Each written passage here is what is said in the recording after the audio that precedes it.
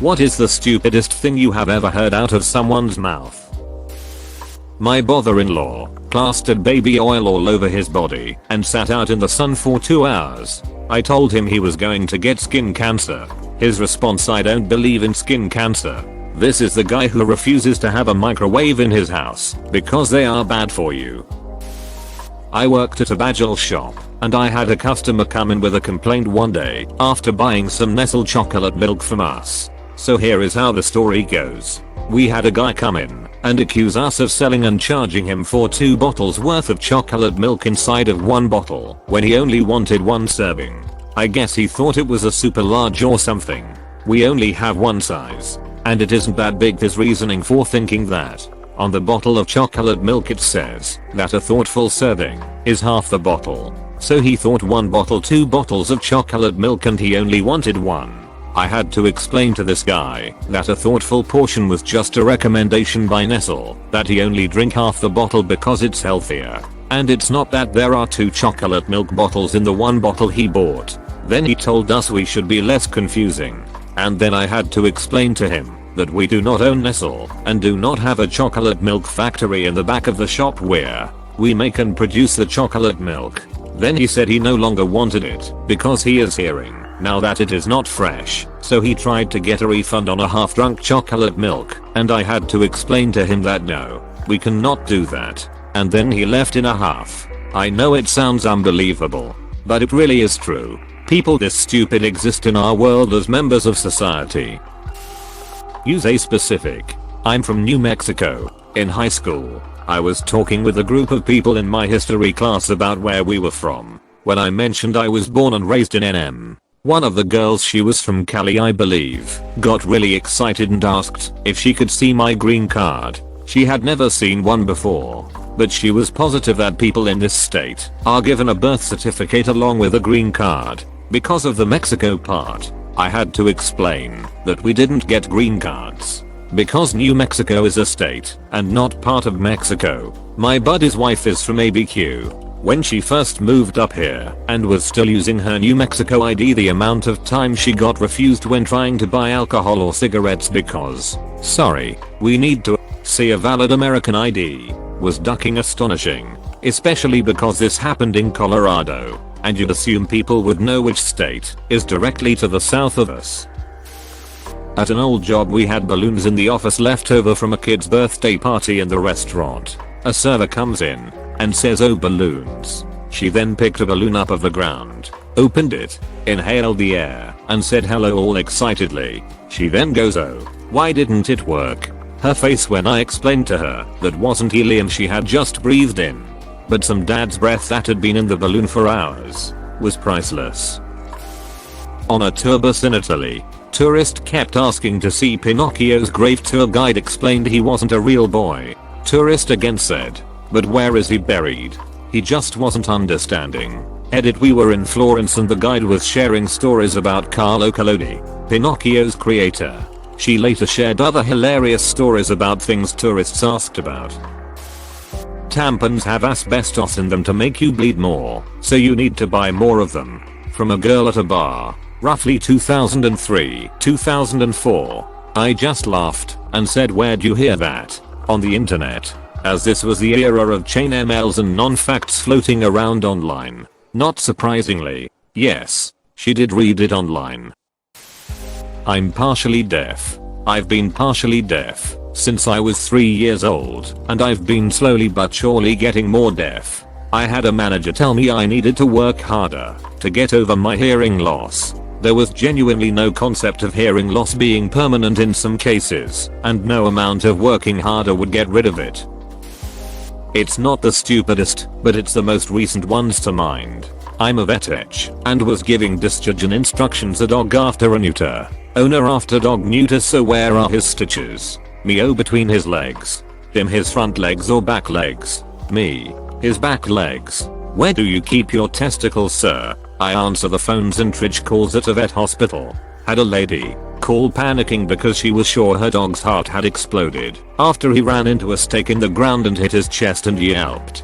They then walked a half a mile home. No, she didn't carry him, and he was just calmly watching her while she was screaming into the phone. But how do I know his heart didn't explode? Well, madam, it sounds like he's alive, so that's a pretty good clue. Or the family sobbing because the daughter fed their dog a bagel with larks on it, then googled can dogs eat raw salmon and found some obscure deadly parasite dogs catching salmon in the wild can get, and were positive a dog was actively dying. She made me confer with 2 separate doctors because she didn't believe me, then didn't believe the first doctor, then finally felt silly when the second doctor agreed human grade larks and wild caught raw salmon are not the same thing at all. Or the I took my dog's medicine. What do I do? You have to call your own doctor. We only deal with veterinary medicine. But it was a veterinary medicine, yes. And you are a human. Working at a vet's office has really made me realize humans are way dumber than I ever imagined. Edited to at, since so many people were unaware vets legitimately have no idea about humans taking their animals' meds. I edited the conversation for brevity. There were several more interactions before this, with us telling the woman to call her doctor, her saying no, it was her dog's medicine, so we needed to tell her what to do, culminating in the above and only ending after we informed her she was a human. I have actually taken another call where a client called to say she accidentally took her dog's medicine. I explained we can't tell her what to do, she'd have to call her doctor. She didn't disagree and asked me if it was a medicine also used for humans. I was able to tell her no. Apoquel was only for dogs and we honestly have no idea how it might affect humans, so maybe poison control was the best bet. She thanked me and followed my advice, and I don't laugh at that interaction since the woman was aware she was a human and asked reasonable questions. Lady above on the other hand insisted we treat her despite us saying we only treated cats and dogs, until we finally had to forcefully inform her she was a human. That was what made the interaction so dumb to me. I have the same job at a vet emergency room. This is all day every day, haha. I had a client tonight call to explain his dog was in labor. For me to explain to him that he should bring in his pet if he feels it's an emergency. And for him to be like, why would this be an emergency? She's been in labor for an hour and delivered 2 pups. So you are calling an emergency room. Overhearing a conversation on a cruise deck between 2 people. Look at how many stars there are out there. Yeah, they're actually pretty big too. If one crashed all the way in the water over there, it bet it would splash us over here. I once had to explain to a call center colleague that blood oranges are not like blood diamonds. I totally get the logic on this one though. Someone told him once that most diamonds are blood diamonds and cause untold misery, yet everyone buys them anyway. He sees blood oranges and probably has some vague idea that some food supply chain stuff is also very bad ethically, which is totally true. Like cartel of avocados and stuff, and put 2 and 2 together. Like, if you think about it, it isn't much weirder for there to be 2 well-known slave supply industries than it is to just have one. Dude is dumb as rocks, but if it's stuck in his mind like that, and he never bought any blood oranges or diamonds, that's a person with a pretty solid moral code in my opinion. I worked at a hippie crystal store in the mall.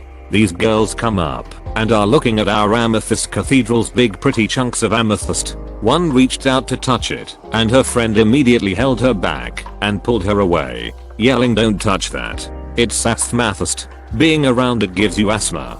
She was genuinely upset. I stopped dead in my tracks when I heard that one. My very diabetic friend had dangerously high blood sugar levels and was in the emergency room. When she was starting to feel better and expressed that she was hungry, the nurse brought her a white bread ham sandwich, banana and juice box. When my friend said, "I can't eat this. It's literally all sugar," the nurse looked her dead in the face and replied, "I don't know what you people can eat. Do you want an extra juice box?" I wouldn't have believed it if I wasn't in the same room.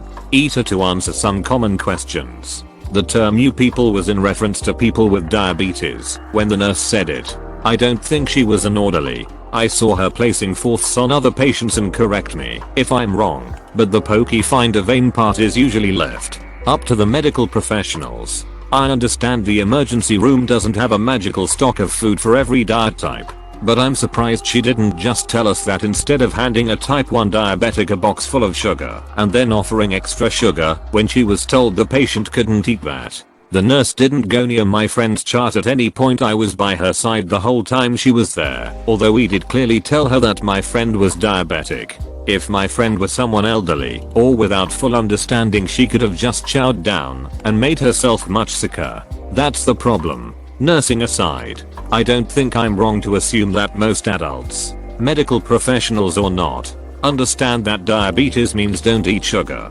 Even if she was an orderly, this is not a hard or foreign concept. It's a common disease that the general public is aware of. My friend had dangerously high blood sugar because her automatic insulin pump was malfunctioning and she didn't notice for hours.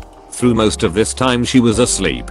When someone came by her house in the morning, they realized something was wrong and took her to the hospital. She now has a new pump system and is doing great. This happened in Canada.